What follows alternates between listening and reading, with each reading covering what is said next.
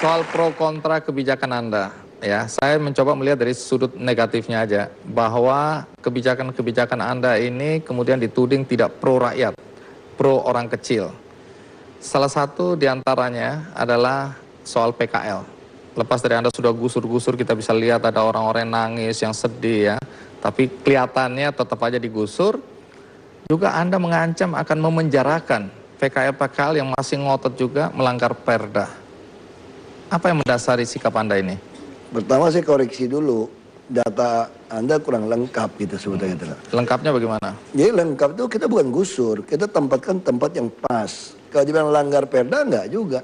Perda kita mengatakan tidak boleh jualan di taman dan di trotoar. Saya katakan boleh, asal kamu nggak nutupin saluran, nggak nutupin lalu lintas. Makanya sekarang saya perintahkan kalau desain halte Transjakarta, atasnya masih buat PKL. Jembatan penyeberangan harus dibuat lebar, multifungsi, supaya orang bisa jualan. Nah, kenapa PKL butuh di tempat orang ramai? Ada salah satu iklan di TV menggambarkan sangat jelas ya. Kalau salah ada iklan salah satu mie instan gitu ya.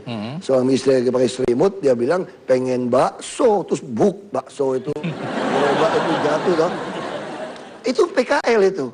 Jadi PKL selalu berusaha mendekatkan diri kepada orang ramai. Maka kita harus ciptakan. Sekarang berapa PKL yang kita bantu?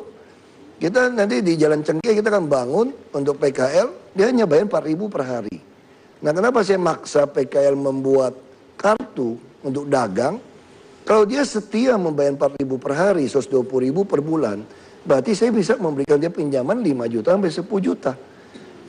Nah, sekarang kita bandingkan PKL dengan membayar preman. Bisa katakanlah, jualan di satu jalan, jual martabak gitu ya. 2 kali 2 meter, 4 meter persegi. Preman pertama minta lapak 20.000. Ini bukan semalam loh. Dari mau menjelang maghrib sampai tengah malam. Berarti ya sepertiga hari. Lalu datang oknum kelurahan, pasang listrik, tarik listrik 20.000. Udah 40. Oknum kebersihan datang, bilang kebersihan 20.000, 60.000. Artinya si PKL ini menyewa sepertiga hari, 15.000 per meter persegi. Kalau kali 30 hari, 450.000. Coba tanya sewa di mall, berapa per meter? Paling 2.000, 150.000. Kenapa PKL nggak mau nyewa ke mall?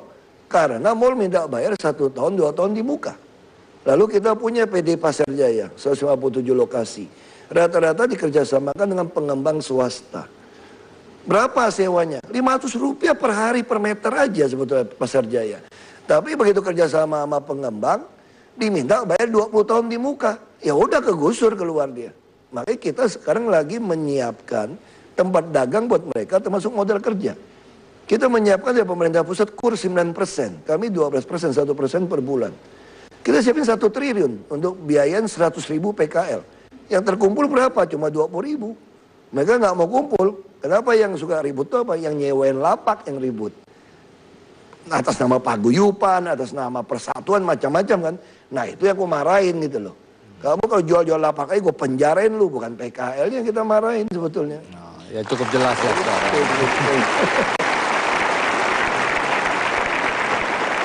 Ada sedikit yang masih mengganggu bagi sebagian orang, yaitu ketika Anda waktu itu ya melarang unjuk rasa di sembarang tempat di Jakarta. Ya. Anda bilang ada 3 tempat, udah di situ.